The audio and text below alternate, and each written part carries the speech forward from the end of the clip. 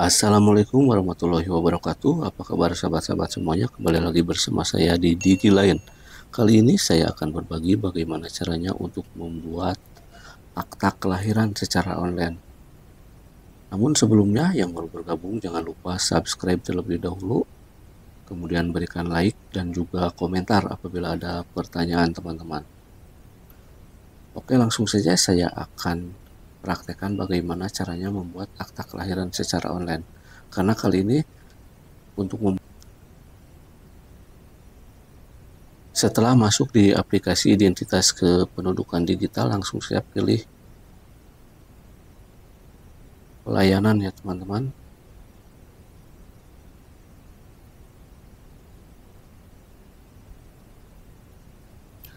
Nah, di sini ada beberapa permohonan yang dapat diajukan ya teman-teman, seperti kartu keluarga, kemudian cetak biodata WNI dan yang lainnya. Nah, kali ini untuk membuat akta kelahiran, pilih ajukan kelahiran WNI ya teman-teman.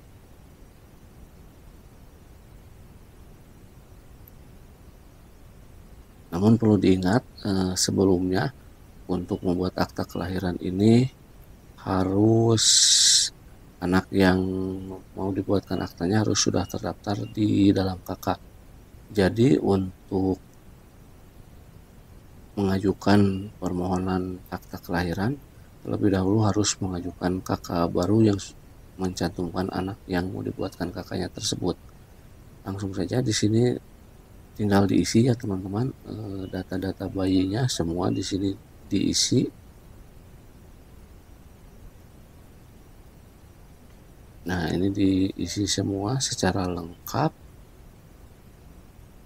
Selanjutnya ada file persyaratannya yang harus dipenuhi, teman-teman. Nah, di sini persyaratannya surat keterangan kelahiran, ini diupload, kemudian akta nikah atau buku nikah ya teman-teman diupload. Selanjutnya SPTJM kebenaran data kelahiran. Kemudian SPTJM kebenaran sebagai pasangan suami istri. SPTJM itu adalah surat pernyataan tanggung jawab mutlak ya teman-teman. Dan ini bisa diunduh di aplikasi identitas kependudukan digital ini. Setelah selesai tinggal dipilih ajukan teman-teman. Pilih ajukan ini ya teman-teman. Dan setelah diajukan bisa dipantau di pengajuan ya teman-teman.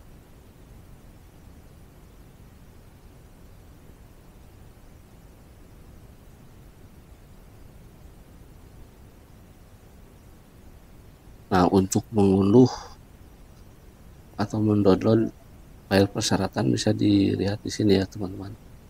Nah, ini ada SPTJM kebenaran data kelahiran dan SPTJM kebenaran sebagai pasangan suami istri. Nah, ini bisa di download ya, tinggal widget download saja teman-teman untuk persyaratannya.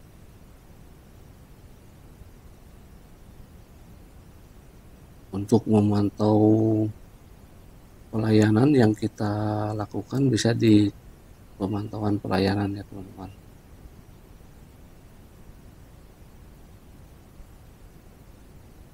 Nah, di sini ada beberapa permohonan yang sudah diajukan dan menunggu persetujuan ya teman-teman. Ini masih biru-biru dan belum selesai semua. Kalau yang sudah selesai seperti ini teman-teman, sudah hijau ya teman-teman. Nah, mungkin itu saja yang bisa saya sampaikan. Mudah-mudahan bermanfaat. Jangan lupa subscribe Didi Lain untuk mensupport terus channel ini. Terima kasih. Apabila ada ya pertanyaan silahkan tanyakan di kolom komentar.